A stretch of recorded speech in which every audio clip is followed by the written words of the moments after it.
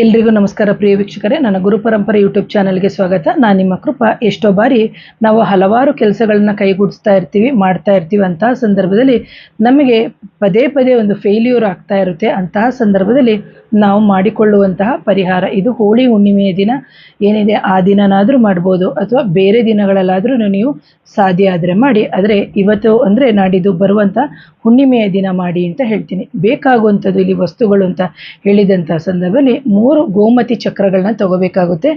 ಗೋಮತಿ ಚಕ್ರ ಬಂದು ನಿಮಗೆ ಈ ಥರ ಇರುತ್ತೆ, ನಿಮಗೆ ಗ್ರಂಥಿಗೆ ಅಂಗಡಿಯಲ್ಲಿ ಸಿಗುತ್ತೆ. ಇಂತಹ 3 ಗೋಮತಿ ಚಕ್ರಗಳನ್ನು ನೀವು ತಗೊಂಡು, ನೀವು ಯಾವ ವ್ಯಕ್ತಿ, ನಿಮಗೆ ಯಾರಾದರೂ ಗೊತ್ತಿರುತ್ತೆ ಯಾವ ವ್ಯಕ್ತಿ ನಿಮಗೆ ಅಡೆತಡೆಗಳನ್ನು ಮಾಡ್ತಾ ಇರ್ತಾನೆ ಅಂತ, ಅಂತಹ ವ್ಯಕ್ತಿಯ ಹೆಸರನ್ನು ಹೇಳಿಬಿಟ್ಟು ನೀವು ಆ ದಹನ ಅಂತ ಏನಿದೆ, ಆ ಉರಿಯುವ ಜ್ವಾಲೆ ಏನಿದೆ, ಆ ಜ್ವಾಲೆಗೆ ನೀವು ತಗೊಂಡು ಹೋಗ್ಬಿಟ್ಟು ಆ ವ್ಯಕ್ತಿಯ ಹೆಸರನ್ನು ಹೇಳಿಬಿಟ್ಟು ಇದನ್ನು ಹಾಗೆ ಹಾಕಬೇಕು.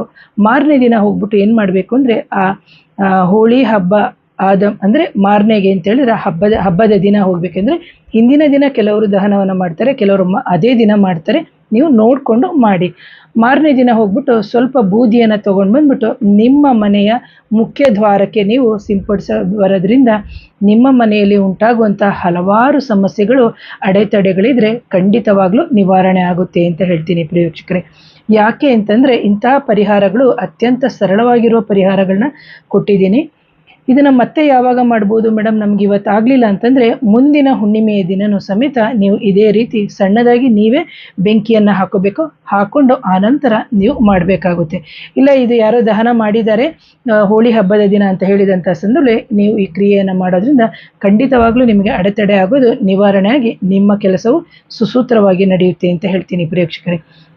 ಯಾರಾದರೂ ನನ್ನ ಚಾನಲ್ನ ಮೊದಲನೇ ಬಾರಿಗೆ ನೋಡ್ತೀರಿ, ದಯವಿಟ್ಟು ಚಾನಲ್ನ ಸಬ್ಸ್ಕ್ರೈಬ್ ಮಾಡಿ, ಲೈಕ್ ಮಾಡಿ, ಶೇರ್ ಮಾಡಿ, ಕಮೆಂಟ್ ಮಾಡಿ. Once again thank you. ನಮಸ್ತೆ.